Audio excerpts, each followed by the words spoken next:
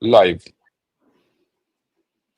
Good morning, good afternoon, good evening, wherever in the world you may be. This is SANDEEP UNNITHAN, Editor-in-Chief of Chakra News, coming to you live here from New Delhi. And I'm joined by two very special guests, Lieutenant General P.R. Shankar, former Director General, Artillery, and of course, my good friend Advaita Kala, who needs no introduction really. She's a media celebrity, she's a scriptwriter, and of course, a very astute political commentator.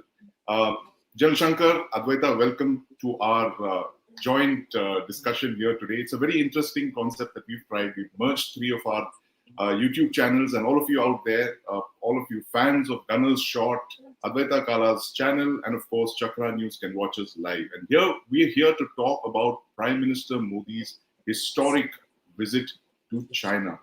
So, without waiting, General Shankar, I want to throw the first question to you. Has Donald Trump brought Prime Minister Modi closer to Xi Jinping? Yeah, that's an interesting question. But before that, thanks a lot for this introduction. I'm looking forward to this great, tie-up with you and of course Advaita. And I'm sure that every Saturday we're going to come live to talk very interesting topics, topically, and get some sense into the disorderly world we are living in. Having said that, the question: has Trump done this? Look, at this point of time, Trump has set off a snooker ball effect, right? Right, He's just played. Now, those one doesn't know where these balls are going. There are a lot of rebounds going on and everything. And one part of this rebound is he's virtually driven India to get closer to China.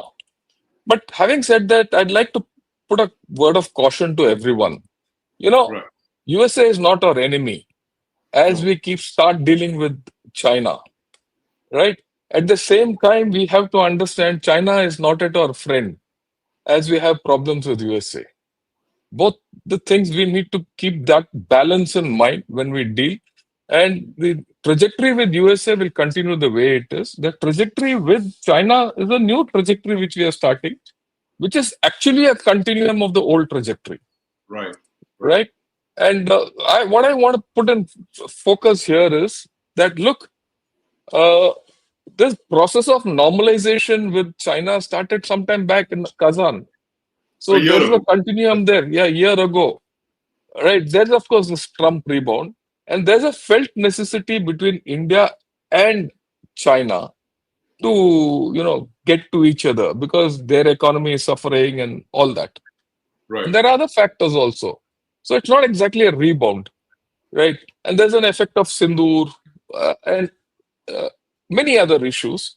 So right. we'll get to that. This is Absolutely. what I feel. Yeah, No, no, no. Very good, opening comments, John Shankar. And, I want to ask Advaita this because, Advaita, you create characters for your movies. Of course, Bob Biswas, that ultimate character for Kahani. Always remember, I think he's as great as, if not greater than Gabbar Singh. So, that said, this whole thing seems to be about personalities. And, Prime Minister Modi brought in a certain personalization of foreign policy. You see his outreaches to President Donald Trump, to Xi Jinping, to Vladimir Putin, of course. They were very warm. There's a certain chemistry that they all enjoyed. And you can see it, they're very comfortable with each other.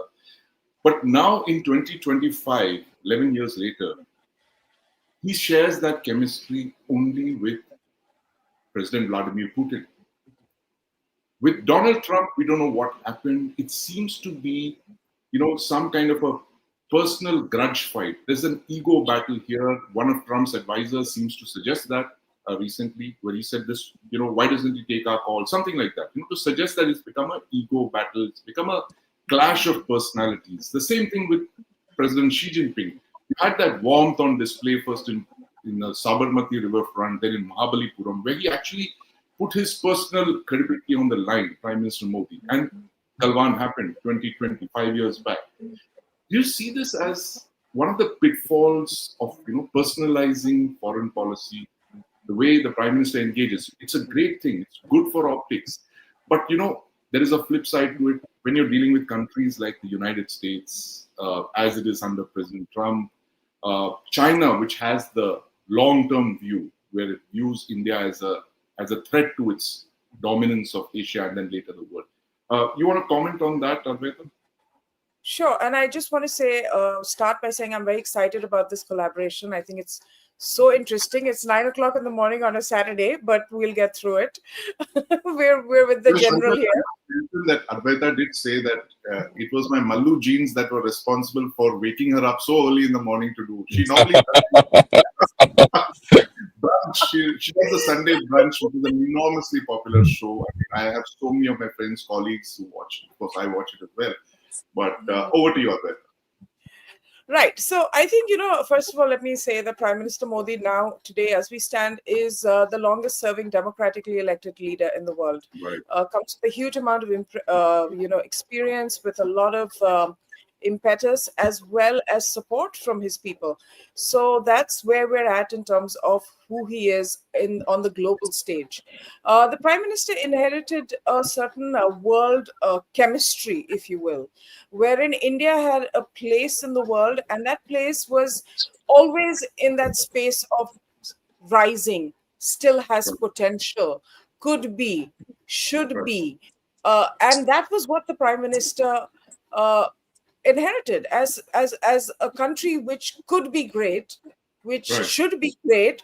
We want you to be great, but you're just not getting there. And that's what the Prime Minister inherited. And in the last 10, 11 years, what he's worked on is really moving that trajectory to a point wherein India has grown rapidly to become one of the most powerful economies in the world, where, we are being taken seriously on the global stage. We have a voice, we have an opinion that is often sought rather. So, he has moved India's trajectory a great deal. Now, is that going to make people uncomfortable because we are a post-colonial society? We have been, to a large extent, been dependent on larger allies to help us through and to guide our growth trajectory, so to speak. And the Prime Minister, from day one, if he has reached out in a positive way to other people, he's also said Atmanirbharta. We have to be self-sufficient, because he recognized the pitfalls of seeking this kind of strategic autonomy as well as presence on the global stage, and matching that with the aspirations of 150 billion people, which means that, we have to have economic development. So I think the Prime Minister has been very strategic and open about his intentions, about India, taking India, helping her realize her potential. At the same time, recognize that regional stability is essential to achieve that. And for that reason, he reached out to Pakistan. We know what happened there. He reached out to China. We know what happened there. People are saying this is an ego issue with Trump. Not for the Prime Minister. This is somebody who reached out to Pakistan, who, despite being a larger country, flew down himself to Pakistan and invited them for his swearing in. Same thing with Xi. Went, what was it, like 70 plus meetings initially? The most frequently met leader in the world was President Xi. So Prime Minister is not the type to put his ego in front of the country's interests. And he's shown that many, many times. Trump is erratic. Trump could be fine with us in 2 months. He could be even more upset with us in 2 months. We just don't know what rocks his boat. And by the way, groceries are getting expensive in the US. So I think Trump is also towards some serious domestic pressure.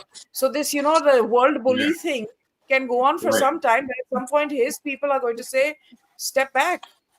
Right, absolutely. No, you're spot on, Advaita. I was just watching Zaka Jacobs' show on Network 18, and he was speaking to an US economist, Martin Wolf. And Wolf said, listen, this is not a US plan, right, to alienate India. We have serious issues back home. States are not talking to each other. The military is marching on the streets of Washington. It's that bad, So don't look at this as some great American plan to, isolate India or anything like that. It is Trump. And I think that is what a lot of the US strategic commentators coming out to say, listen, it's a one-off. It is not US policy to do this. And as we discussed last Saturday with General Shankar, I mean, this is a policy that was supposed to be the most significant strategic partnership of the 21st century. That's what the Americans call it. And today, we're 25 years down the line, we're looking at a partnership that's neither strategic nor global. do we even have a partnership is what a lot of people are asking. But General Shankar, now the fact is, a few hours from now, Prime Minister Modi is going to be in China with President Xi Jinping. How is this meeting going to be different from previous meetings? I was at the India Today studios yesterday. We were discussing the mood of the nation poll, which polls something like 50,000 people across the country. More than 3/4 of the polled respondents were deeply suspicious of China's intent. They said, we can't trust China. When there is such a large groundswell of distrust with China, the fact is they are a neighbor, they are a reality in our neighborhood. How will the Prime Minister's outreach to Xi Jinping be different this time around from previous meetings? Like the first thing which you said, I want to elaborate. As much as there is mistrust from India towards China, even the Chinese mistrust us equally. So it is mutual. This mistrust is mutual. And, contrary to what many people think, the border still remains the most significant part of this relationship or the problems. It's not only on our side, even on the Chinese side. You read the Mandarin news, you come to know that they are not willing to give up 1 inch of territory or their national sovereignty as far as the border is concerned. Right? So the fundamental thing hasn't changed. Okay. Then the second thing which doesn't change is that China's quest for Asian domination and a Sinocentric world order. They see this as an opportunity to move with India so that they can, reverse the whole story and their Sinocentric world order can be established. We view it a little differently, right? We are saying, look, we have a problem with USA. We need to mend our fences with China and get ahead. It is our economy, right? And like what Advaita was saying, Prime Minister has been consistent in one thing, that push up India's overall rating in the global arena. That has been very consistent. It doesn't matter what it takes. It's that. So there is a clear understanding between the both of us that what we're going to get out of this is only going to be incremental. Certain amount of fundamental, tactical adjustments is what we can do. Look, let me put it something else in context. Already our Prime Minister has given a major indication by going to Japan before he goes to China. I was going to come okay, to that. And what is he said in Japan? He said, look, India and Japan can script the Asian century together.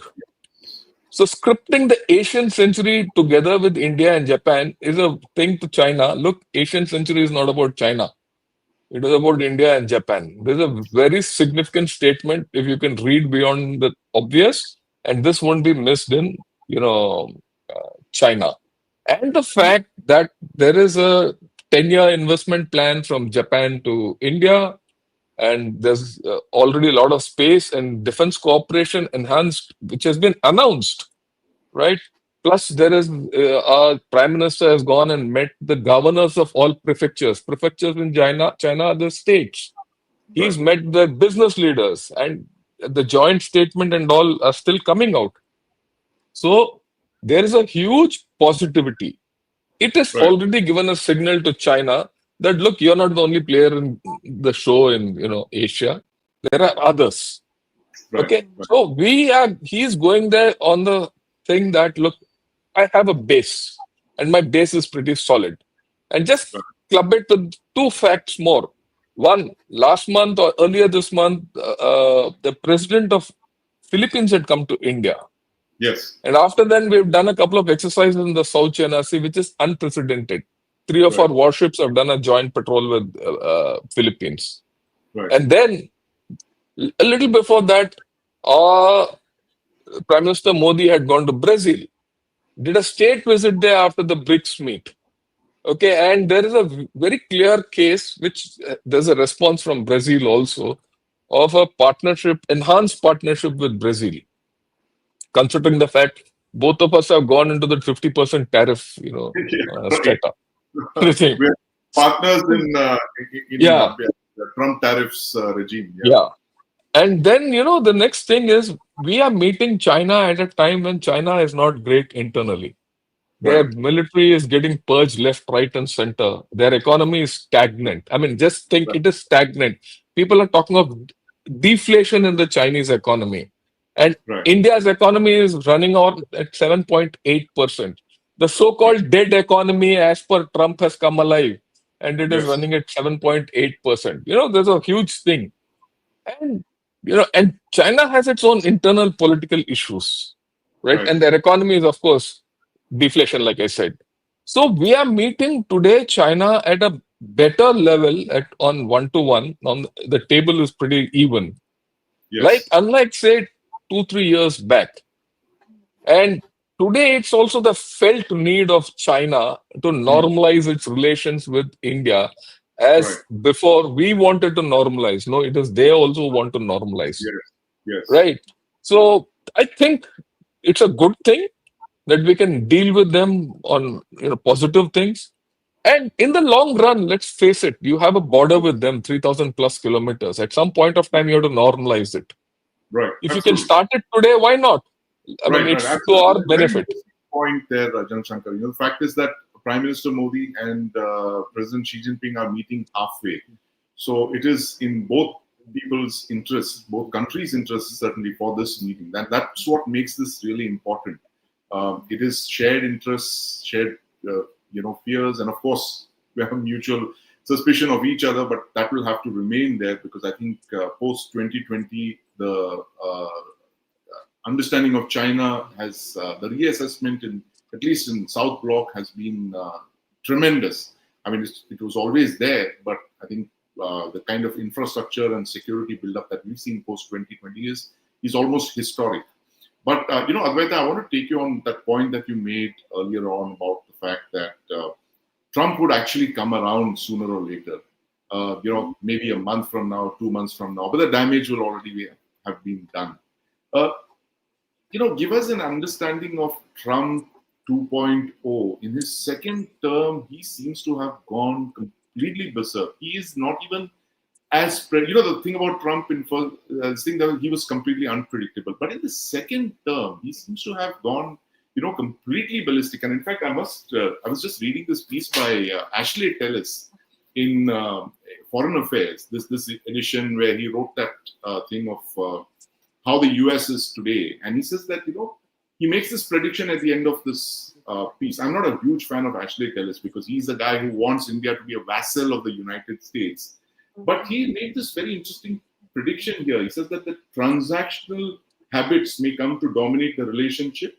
And, Trump's approach to India in his second term signals something like this happening. So there was all these indications which we seem to have missed in the second Trump term. But, give us a sense of Trump and his legacy in his second term.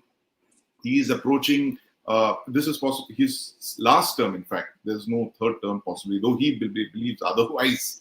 But, give us a sense of the Trumpian state of affairs, because you have so many friends across the world. You keep talking to people all the time. Right. And the thing is that Trump's, I think, policy is the scorched earth policy, right?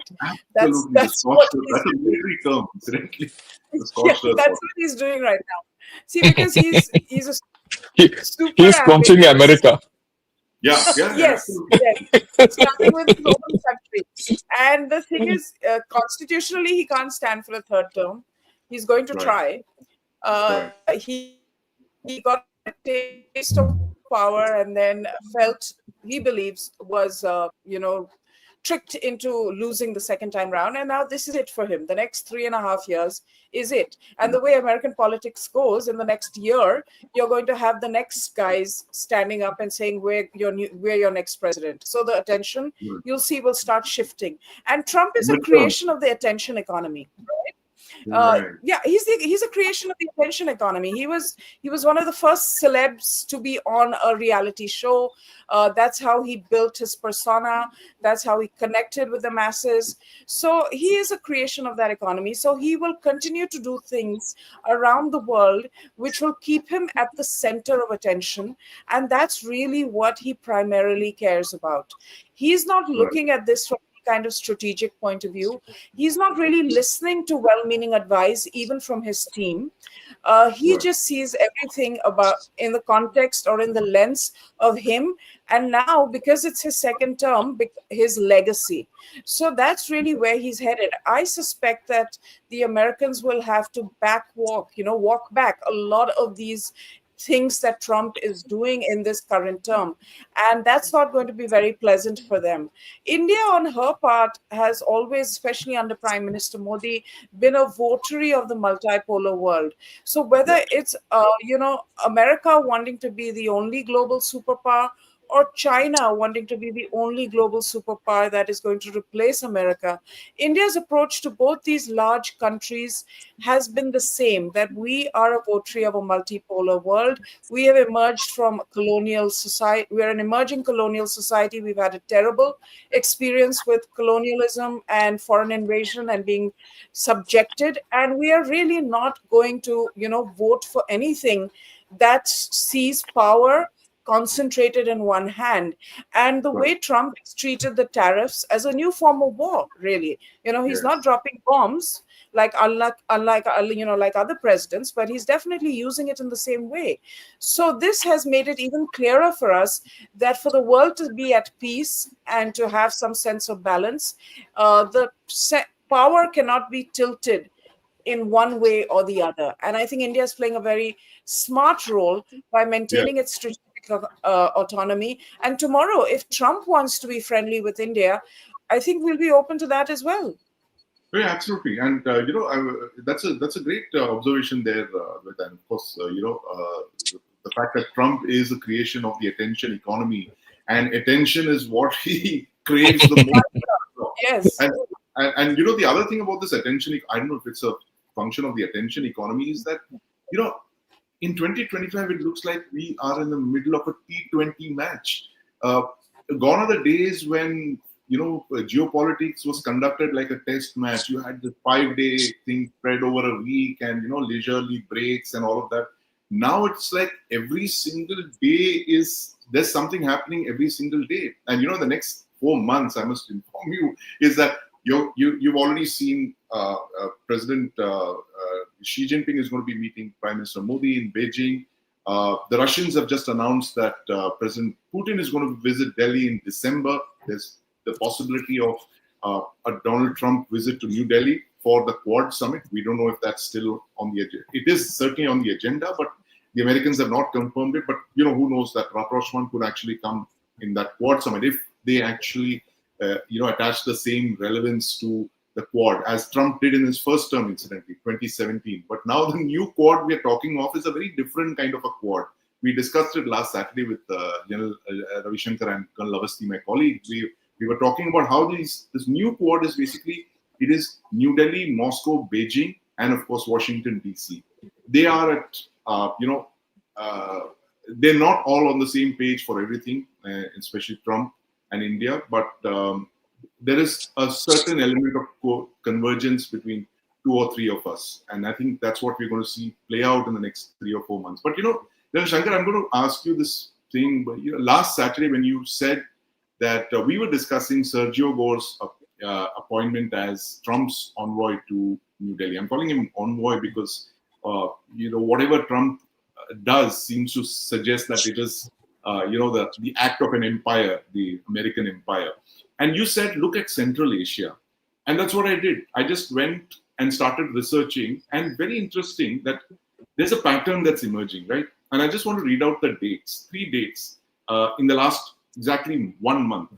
July 27th, like you mentioned, the Pak Army Chief, Field Marshal Munir, hosts the Central Asian conference of all the military chiefs in Islamabad, the first of its kind. And his friend General Kurila is, of course, there, the CENTCOM commander, then CENTCOM commander.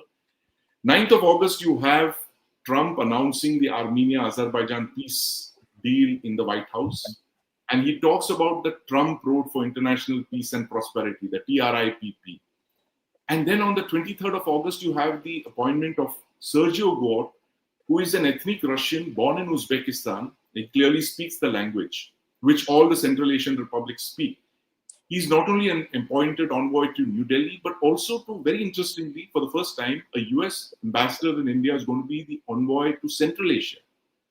And that led me to think that what possibly Trump wants as his legacy, since Advaita was talking about legacy, is this Trump Road for International Peace and Prosperity, which is the central corridor going from Turkey through Azerbaijan and then to Armenia, because you just cross the Caspian Sea and you're in the middle of the Stans, one of the richest sources of oil, gas, minerals, rare earths, and all of that. It's just 4,000 kilometers long. And this is something that Trump could actually achieve in that short time that he has, 3.5 years. Do you think he's making a play for Central Asia? Because, bypassing Russia, he's bypassing China, he's bypassing Iran. This is a straight route to Central Asia. You think this is the plan now? I have no doubt about it. His focus is Central Asia, right? Look, where is American influence strongest today in the globe? It is in the West Asia. From the Mediterranean right up to India's border, they already got it. They've got Pakistan also in their pocket. They've got Iran. They've got, Iran has hardly influence in this area anymore. And what has happened with Houthis yesterday? If those reports are right, the Bab al-Mandab is now free. Okay. Right. The report is that Israelis have bombed out the complete leadership of the Houthis. Yes. In which case Houthis are also eliminated and the last vestiges of whatever problems are there are gone. In the this area, of influence has been cracked. Is finally. Out. Hezbollah, and then all of that, 3 H's. And here in this area, you don't find any Russian influence nor Chinese influence. China has its economic thing, but strategically zero. It's only logical thereafter, and USA has always had a hold on Afghanistan. They've been funding the Taliban government, which virtually. So there is a natural border now with into or reach into Central Asian Republic, and with Pakistan also playing ball, it's there. Now, what does Central Asian Republic gives you? It gives you access into Russia very clearly. With whatever is happening in Ukraine, if it draws down to a close also, complete underbelly of Russia has been, is in focus. Then the complete eastern desolate area of Xinjiang, China, which is the weakest part of China, mind you, is now under, you can start influencing it. Then the pipelines between Russia and China and the Central Asian republics and China also come under your influence. Right. Not only that, East Europe comes into the influence. Please understand, once you get Central Asia, East Europe across the Caucasus comes into, Romania and all those areas come into thing. So the Central Asia ploy is it's not Trump's attention disorder kind of a thing. Right. It is absolutely strategic and someone is thinking. Yes. And that is why you see that also the fact that he's trying to make good with Russia and China simultaneously. Right. It doesn't matter where he succeeds. He wants to succeed with one. That is why this outreach to Putin with, in Alaska, plus spurning India, giving a signal to China that India doesn't count, China counts. Both, they're playing this game. One has to understand this. We should be clear, let Trump and Russia keep playing their games. We should be clear that we shouldn't get sucked up into this game. Right. We should say sucked up into this game. Right? We shouldn't get sucked up into this game. And my way of looking at this, to some extent, China understands this game. Right. In fact, Russia also understands this game.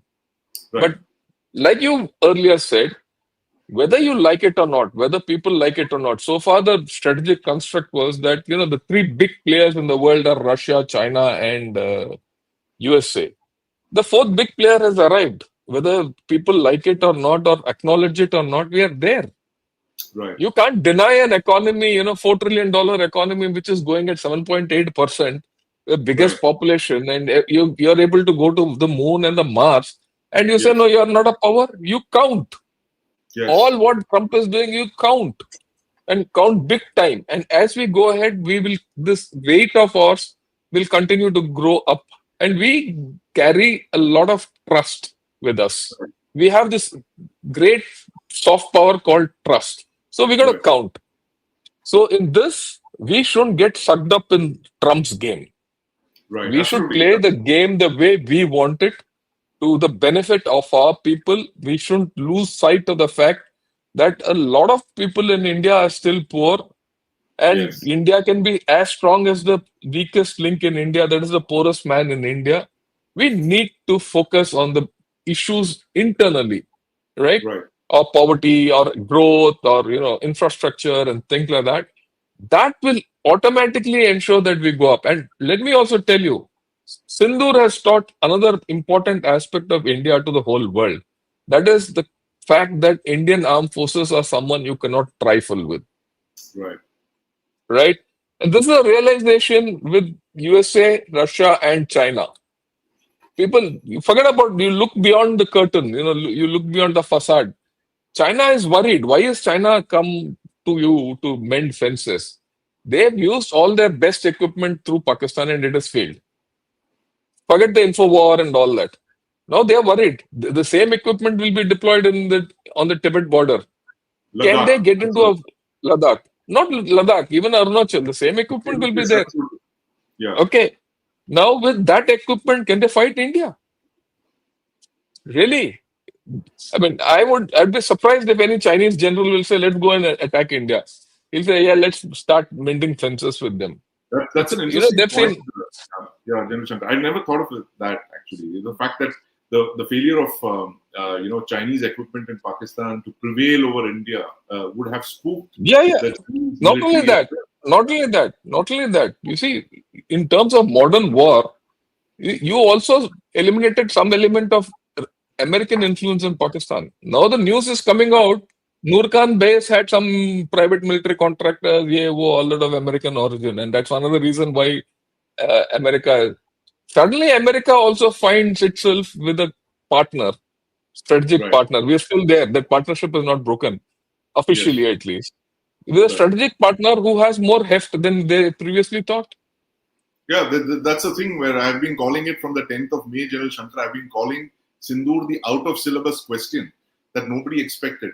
Everyone thought we would carry out one strike and then, the Pakis would carry a swift retort and that would be the end of it. But we actually escalated, and I think that is what worried everyone. And, like you've correctly pointed out, what happened on the 10th of May, the shattering of Pakistan's air defense cover, the fact that their nuclear vectors were affected, and paralyzed rather, that would have really worried them, and that's why they ran to the United States and the phone started ringing. But the one expression that came out in your talk, General Shankar, is the game. You said India must not be sucked into this game. Sucked into this game. And the great game is where this is the area where the great game was played in the 19th century and going all the way up to the 20th.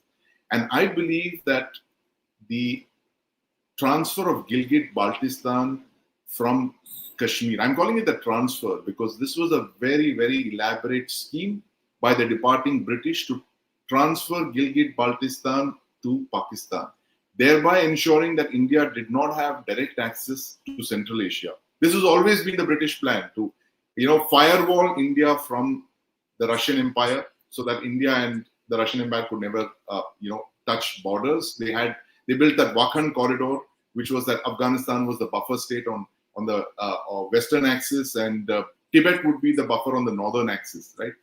But those buffers have collapsed. The ones on the western flank have not. Pakistan remains there. So that is actually, those were the final acts of the great game. But now you're looking at a new great game where the British, of course, have declined. They're a marginal power now. The United States is the new Britain of the 20th and 21st century. And now they have entered the arena and they've started playing this new great game, as you just outlined, into Central Asia, displacing the Russians and the Chinese. Russians actually, this is one of the impacts of the Ukrainian war, General Shankar. The fact is that they got stuck into the war. It's entering its fourth year. They've taken their eye off so many other places, like the Stans, for instance. That was called the near abroad, the Russian near abroad, which is a sphere of influence.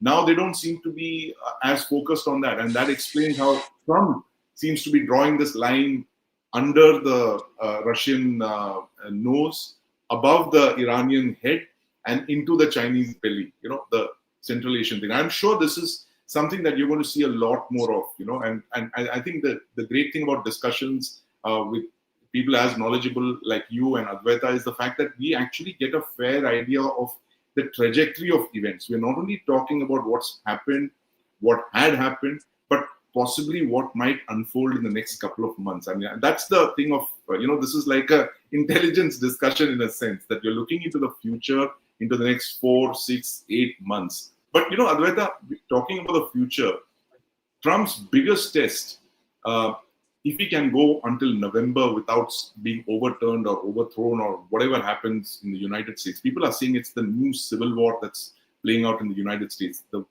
like you saw in the 19th century.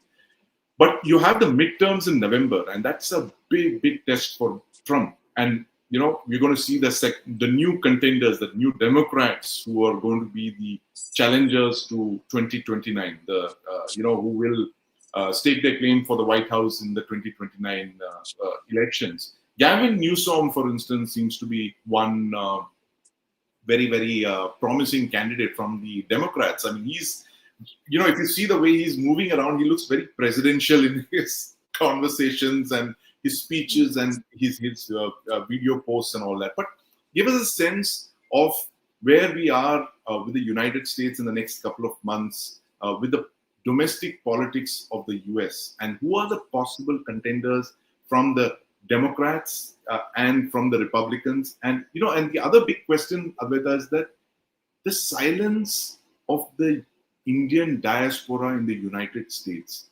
There's not been one statement either for or for against. It's been, like that A.K. Hangal dialogue from Sholay. Itna sannata kyun hai bhai? What's the take on this? Firstly, I mean, the contenders, more interestingly, the silence of the Indian diaspora in the United States. There's a reason why we're called the most well-adjusted immigrant community, because most well-behaved.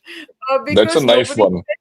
Yes, nobody is saying anything. Nobody will say anything, and that's fine. If one thing India has realized now in its current position, and I'm so glad the general said that we're the fourth member of the party, so to speak, because that is true. And we don't need any kind of voices from anywhere that need to come in in support of us. I think Gavin Newsom is, of course, very handsome. That's what I think you were trying to say, Sandeep. But yes. You can't quite say it. But I, as a woman, can say it. He's handsome. You said he's very presidential. In a very conventional American vast way, So that way he is. Yeah. It's okay. You're just deflecting. He is very handsome. He's the governor of California. He's also one of the first people, when there was this huge backlash in the Democratic Party that we lost this particular election because of all the wokeism and all the, kind of getting into the pronouns and not getting onto the facts on the ground. And that kind of backlash came in. Newsom was smart. Newsom kind of acknowledged it, although he comes from the uber liberal state of California. And he even started a podcast, and he started inviting people to his podcast who were anti-Democrats. So from what you would say, the American right. And people were like, why is he doing that? And his whole point was, I want to hear from all sides. So Newsom has been making the right moves. The California fires kind of put him on the back foot because they were so devastating, and he was not able to tackle them in quite the way he wanted to. But on the other hand, when that happened and Trump started attacking him directly, it also raised his profile, because then it became a Newsom versus Trump kind of battle of perception war that went on. So Newsom is definitely definitely, somebody who's positioning himself very assertively as a possible candidate. He was always in the game. He's now, I think, stepping out into the open. I think, remember, Kamala Harris was also from California, Yes. so that may have inhibited him to a certain extent the last time round, but now that's out of the picture. So he's far more open about it. There Right. was an interesting headline this time in the US. JD Vance was quoted as saying that Trump is in terrific health, but should something tragic happen, I'm ready to lead. Which I felt, for a vice president, of course we know why a vice president is there. If something tragic happens, like Yes. JFK and Johnson, the vice president steps up and leads. We know why he's there. But the fact that he had to say it, to articulate it, makes it very interesting, which makes one wonder, is there some sort of churn that is going on within Yes. the Republicans? Remember, Vance was a critic of Trump before Yes. he changed over and then They became all a were. Marco Rubio was a huge critic of Trump, and now they've all exactly. fallen in line. But that's the Yes. U.S. system. And Trump used to call Marco Rubio little Marco because he's not that tall. So I mean, there were like personal attacks and things of that Yeah. nature, but that's American politics. And then they're all working together. So that's the way they do things. So I think there is a bit of a churn. Part of it is we will see some signs of it. For the most part, I think they're just going to keep the ship sailing. What's really going to hit him hard is, like I Right. said, groceries already getting expensive. Like I have friends saying that, oh, I went to the grocery store and this is how much I paid, as Right. opposed to what I was paying a month ago. So it's already happening. And the Americans Right. are very price sensitive. Their gas, their groceries, these are things that when it hits them, they really talk about it and they really come out. I mean, it's in that sense truly a middle class democracy. Oh, really? Because that, I thought we were yeah, the only price-sensitive people on planet no, Earth. there is. I mean, yes, I mean, depends on the part of the US you are in, but Yeah. everyone feels it. Everyone feels the pinch, and they will talk about it, and it will sour the mood. So I think Trump knows that, because remember, one of his key planks when he was standing for president this time around was eggs. The cost of eggs. That was a Right. huge talking point for Trump, and Right. that was something that actually made a difference in the election. So they Yeah. are price sensitive. And we'll just have to see. If he doesn't back down from this game he's playing, his own people are going to have to suffer. And then those candidates that have his support in the midterms are going to suffer. So Right. there. Absolutely. So it looks like it already is Newsom versus nuisance. I'm sorry, Trump. Newsom versus Trump. And, and this is a battle that will play out in the next couple of months. But General Shankar, uh, coming back to China, which is what we're going to see in the next couple of hours from now, when Prime Minister Modi lands in Beijing. We had this studio discussion yesterday in India Today. We were talking about, someone brought out the point of, Hindi Chini bye bye was the big thing in the 1960s. What's it going to be now? So I said, now it's just going to be Hindi Chini bye bye, BUY, BUY, right? There is a huge economic angle to our relationship. And the fact is that there is that big elephant in the room, which is that $100 billion surplus that China enjoys over us. I mean, we are literally buying $100 billion worth of stuff from China, and they're buying what, $19 billion worth of stuff from us. You think this is going to be this has always been the elephant or the dragon in the room when it comes to the India-China relationship? What can we really do now to offset this? Will Prime Minister Modi ask for greater access for the Chinese market? I mean, how can that deal sweetener come about? It's always been on every prime minister's agenda, but the Chinese they've built that great wall of China around the Chinese markets, and they're very hard to penetrate in that sense. But give us a sense of where we are with that big trade deal with China. Okay. Look, there is a view in China, which I read yesterday in one of their hardcore Mandarin media. Look, what does China want from India? China wants access to Indian market so that it can dump its goods. This is the word he's used. So that Right. China can dump its goods and revive its economy. What does India want from China, as per him? And it's right also. India wants investment into from wherever, Yeah. so that factories are built and technology is transferred here and all that. Now we can't allow China to get into our markets and flood and dump. Yeah. In which case, our whole story will wipe out. They can't invest in transfer technologies and build factories here because the moment they do that, it is at their cost. Right. You see, there's a very clear understanding there, and we also need to understand our rise is at their expense. It is established. Right. So they are not prepared to do that. So how do you square this off? That Yeah. is the thing. I don't think it's going to get squared off so easily, right? They're going to be it like what happened after Kazan meet. People went back by a few kilometers and everything else, and after that, it has not gone anywhere. You disengage, but nothing more than disengagement has happened, Right. right? Right. Along the border. What are you said now? That you'll start the border negotiation and you'll have a committee. We'll look at early harvest outcomes and all that. So by doing this, you put the border in the centerpiece. So now the border is back in the bargain. Now to offset that, you said, okay, we'll allow Mansarovar Yatra, which has started, Yeah. plus Yeah. flights, some visas. I think we'll not go beyond that for a long time to come. Right? Oh, really? Neither will Oh, they really? invest here. I don't think they'll either will they invest here or will we allow our markets to be open for Chinese goods. It's That's a actually different against each other. standoff. You're talking of a different kind of a standoff then. From a military standoff, you're at an economic standoff. Yeah. Now, if this has to be broken, Xi Jinping and Mr. Modi have to put a lot of political stakes on the table, Right. right, to overturn any of this. Okay, now let me look at it from a different point of view. China can increase imports from India. It's not a problem, but it has been deliberately not doing so. Because fundamentally, China also needs to import a lot to export.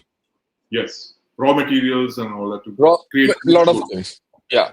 So it needs this thing. And if China has to realize any of its dreams, the fact is very clear. Unless it gives something to India, it will not get anything back.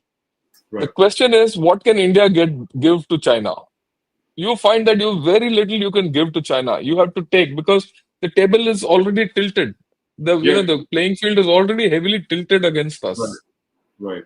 Okay, so I don't see too many things happening, but maybe a basic understanding will come in with between the two countries. Maybe things are a little more. I mean, let me take it to another level. Will the understanding between India and China prevent China from helping Pakistan, which is fundamental to our relationship? I don't think that's. No way. After all, Yeah. Wang Yi, when he came here last month, after touching down in India, next stop was Afghanistan and Pakistan to sort out their issues.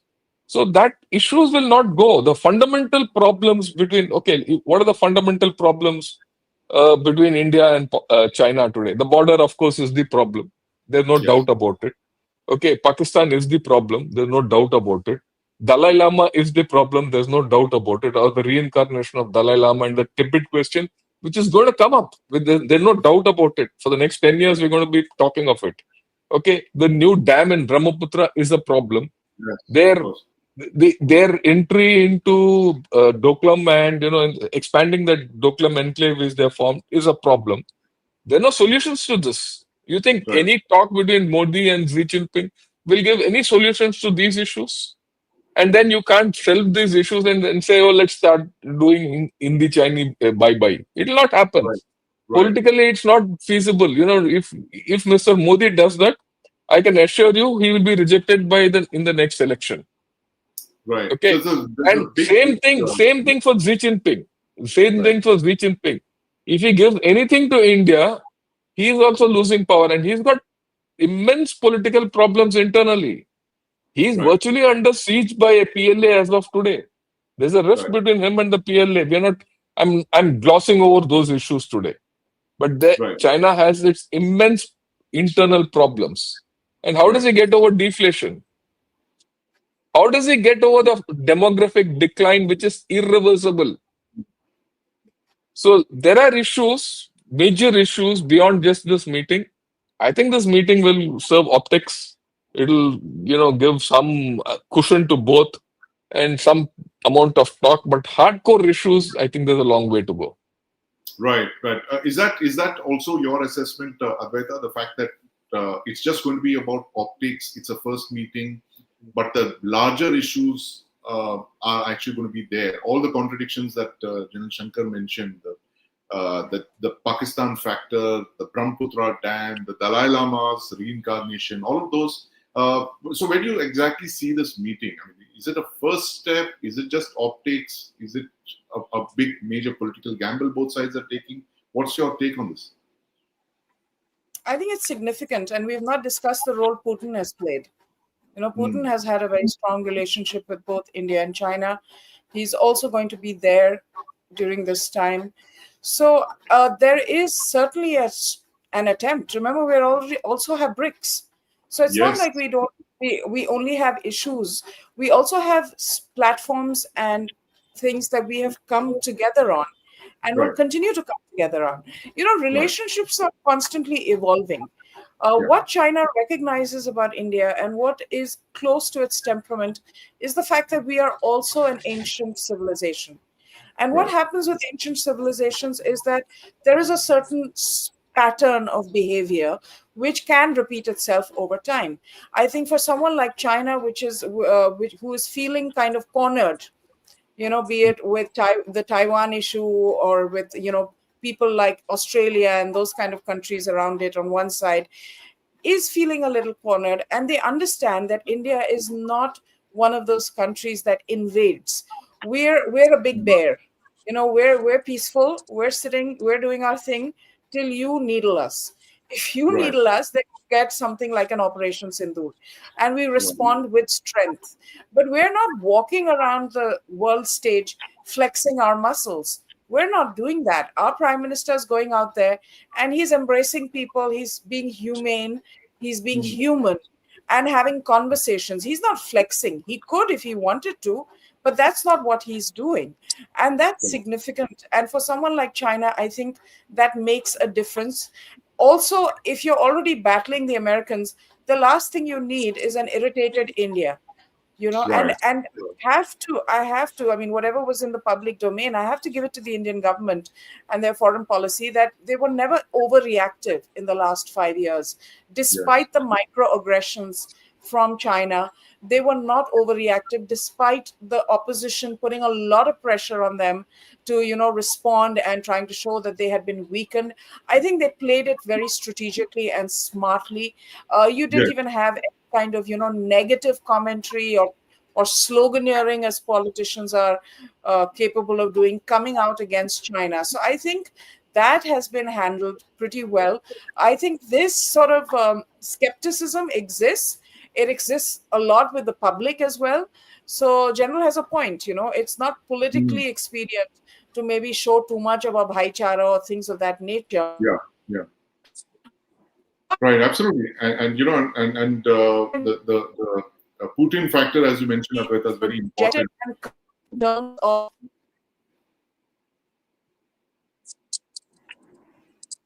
Yeah, I think the internet is a little. I think we've lost Advaita for a few seconds, but She'll come back. Yeah. point that she was making about President Putin being there. And of course, you're going to hear a lot more of this in the next couple of hours when you see Putin, Prime Minister Modi, and President Xi Jinping in the same frame. There's going to be, General Shankar, what was called the Primakov Triangle, if you remember, of the 1990s. Yeah. RIC, Russia, India, Yeah. China, access. Primakov, yeah, who was the Prime Minister of Russia. Yeah.